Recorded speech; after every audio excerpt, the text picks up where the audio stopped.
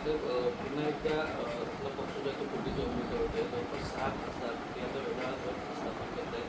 वेगवान हालचाली सुरू आहे. काय असं आहे की गेली 1.5-2 वर्ष सातत्यानं उद्धव बाळासाहेब ठाकरे यांचा पक्ष फुटणार. उद्धव बाळासाहेब ठाकरे यांच्या पक्षाचे खासदार हे वेगळा गट स्थापन करणार, ते अन्य कुठल्या तरी पक्षात सामील होणार, अशा प्रकारची सातत्यानं अफवांची राळ ही गेले 1.5 वर्ष त्या ठिकाणी उठवण्याचं काम सातत्यानं सुरू आहे.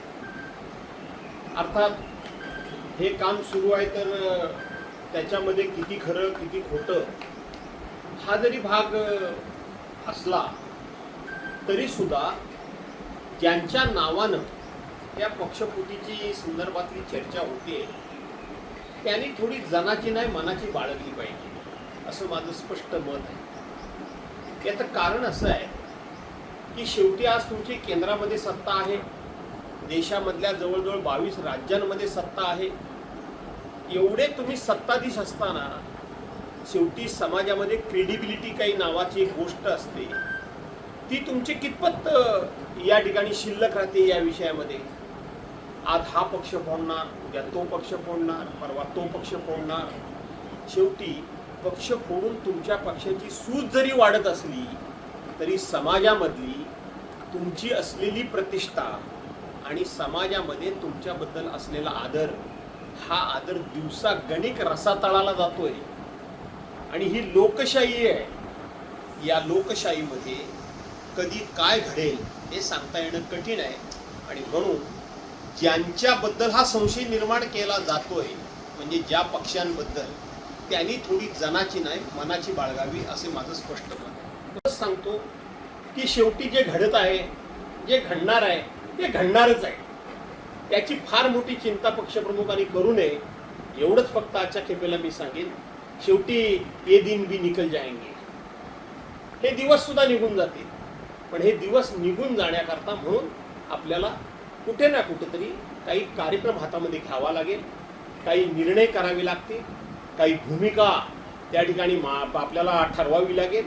आणि म्हणून मी आजच्या दिवशी पक्षप्रमुखांना एवढंच सांगेन, उद्धव साहेबांना, की डरो मत, बिल्कुल डरो मत. जो होने वाला है वो होने ही वाला है. जो हो रहा है वो हो ही रहेगा, और जो होने वाला रहेगा वो भी होता रहेगा. चिंता मत करो. संदर्भातलं मी बोलतोय. पक्ष फुटतायत, ते का फुटतायत ते मी तुम्हाला सांगितलं. अरे पक्ष फोडणाऱ्यांना थोडी जनाची नाही मनाची तरी असली पाहिजे ना. हा त्यातला महत्वाचा मुद्दा आहे. या देशामध्ये 70 वर्ष काँग्रेसने काय केलं म्हणून हे प्रश्न विचारणारे लोक, यांच्या पक्षाला असं काही काँग्रेसने तोडण्या फोडण्याचं काम नाही केलं. काँग्रेसमध्ये पक्षांतरं झाली नाही का, तर झाली. पण ती पक्षांतरं होत असताना छोटे मोठे पक्ष संपवूनच टाकायचे आहेत आम्हाला, आणि फक्त आम्हालाच फक्त या देशामध्ये राहायचं आहे, अशा एका दुष्ट हेतून काँग्रेसने अशा पद्धतीनं कुठलाही पक्ष संपवण्याचं काम केलेलं नाही, हे लक्षात घ्या. आणि म्हणून ओम बिर्लांना काय कोणी पत्र दिलं हे माझ्या दृष्टीनं गौण आहे. तुमची एक हाती सत्ता असताना सुद्धा तुम्ही ज्या पद्धतीनं वागताय हे लोकशाहीला मारक आहे. हे डॉक्टर बाबासाहेब आंबेडकरांच्या घटनेला अभिप्रेत नाही. पक्षांतर्गत बंदी विरोधी कायदा पूर्णपणे पायदळी तुडवून टाकलेला आहे. मला तर वाटतं, माझं आव्हान आहे की या सरकारला, की हा पक्षांतर्गत बंदी विरोधी कायदा तुम्ही संपवूनच टाका. हा कायदाच रद्द करून टाका. मगच खरी देशामध्ये मजा येईल. कोण कुठे जातोय आणि कोण कुठे जातोय हे कळेल. आणि म्हणून आपल्याला हा मी मोठा नाही तर देश मोठा आहे हे फक्त तोंडानं बोलून चालणार नाही. तोंडानं फक्त राष्ट्र प्रथम, तुमच्या ह्या अशा कृतीनं, तुमच्या ह्या अशा निर्णयानं राष्ट्र टिकणार आहे का? राष्ट्र प्रथम राहणार आहे का? तुमचा पक्ष फक्त प्रथम, पण तो पक्ष सुद्धा राष्ट्र जर असेल तर तो पक्ष टिकेल, नाही तर टिकणार नाही, असं माझं स्पष्ट मत आहे. पक्षाचे नेते म्हणून 15 वर्ष ज्यांना सत्तेची अनेक पदं दिली, ते 15 दिवस सुद्धा ममता बॅनर्जींच्या पाठीमागे टिकून राहू शकले नाही.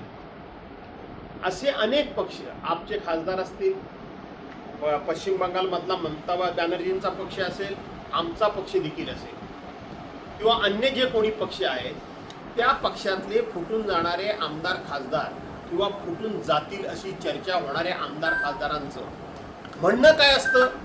आम्ही विकास कामाकरता जातोय, आम्ही आमच्या भागातल्या विकास कामं रखडवली जातात, आमची विकास कामं केली जात नाही म्हणून आम्ही जातो. आमच्या नाना तऱ्हेच्या चौकशीनं आमचा ससामिरा सुटत नाही. या नाना तऱ्हेच्या चौकशांमुळं आम्ही हैराण झालेलो आहोत. आम्हाला कौटुंबिक सुख शिल्लक राहिलं नाही म्हणून आम्ही जातो आहोत.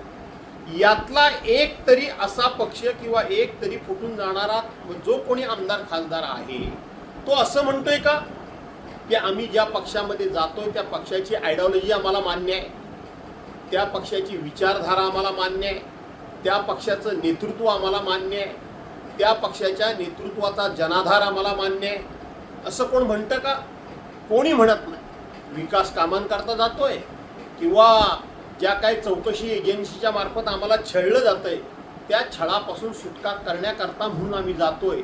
काही लोकांनी सांगितलं की जेलपेक्षा भाजपा बरा, काही लोकांनी सांगितलं की निवांत झोप लागायची असेल तर तिकडे गेलेलं बरं.